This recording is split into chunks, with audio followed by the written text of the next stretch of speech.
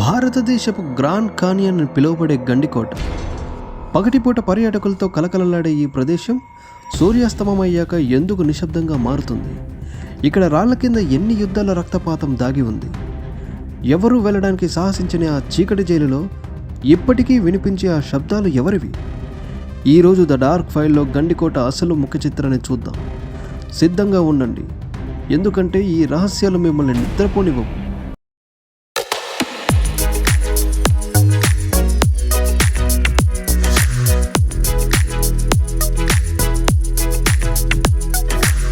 గండికోటలో ఉన్న పాత జైలు గురించి చాలా తక్కువ మందికి తెలుసు. అప్పట్లో నేరస్తులను, ద్రోహులను ఇక్కడే బంధించేవారని. ఈ జైలు గోడలు ఎంత దట్టంగా ఉన్నాయంటే లోపల మనిషి అరిచినా బయటికి వినిపించదు. స్థానికుల కథనం ప్రకారం ఇక్కడ బందీలను చిత్రహింసలు పెట్టి చంపేసేవారట. ఇప్పటికీ అమావాస్య రాత్రుల్లో ఆ జైలు పరిసరాల్లో గొలుసుల శబ్దం, ఎవరో మూలుగుతున్న శబ్దాలు వినిపిస్తాయని అక్కడ సెక్యూరిటీ గార్డ్స్ భయపడుతుంటారు. ఆ ఆత్మలు ఇంకా ఆ బంధనాల నుండి విడుదల కాలేదా?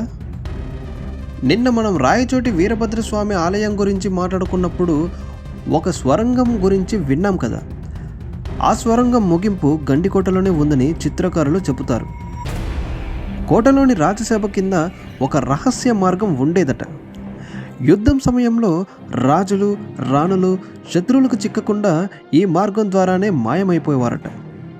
అయితే ఆ మార్గంలో ఇప్పటికీ విషసర్పాలు, కొన్ని అతీత శక్తులు కావలి కాస్తున్నాయని, అందుకే దాన్ని ప్రభుత్వం శాశ్వతంగా మూసేసిందని ఒక నమ్మకం. లోయ వైపు నడుచుకుంటూ వెళ్తే ఒక పదునైన బండరాయి కనిపిస్తుంది. దాన్ని తల నరికే బండ అని పిలుస్తారు. రాజద్రోహానికి పాల్పడిన వారిని ఆ బండ మీద పడుకోబెట్టి పెన్నా నది సాక్షిగా వారి తలలను నరికేసేవారట.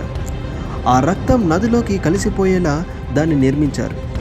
ఇప్పటికీ ఆ రాయి మీద కొన్ని ఎర్రటి మరకలు కనిపిస్తాయి. అవి రక్తం మరకలేనా, లేక కాలం తెచ్చిన మార్పులా? కానీ రాత్రిపూట ఆ బండ దగ్గర కూర్చుంటే ఒక రకమైన నెగిటివ్ ఎనర్జీ వస్తుందని చాలామంది అనుభవం. గండికోట కేవలం పర్యాటక స్థలం కాదు, అది వేల ఏళ్ల నాటి పౌరుషం మరియు కొన్ని అపరిష్కృత మరణాల సాక్షి. ఈ రహస్యాలు తెలుసుకున్నాక మీరు గండికోటను అదే కళ్ళతో చూడగలరా? మీకు ఏ రహస్యం బాగా షాకింగ్గా అనిపించింది? కామెంట్స్లో చెప్పండి.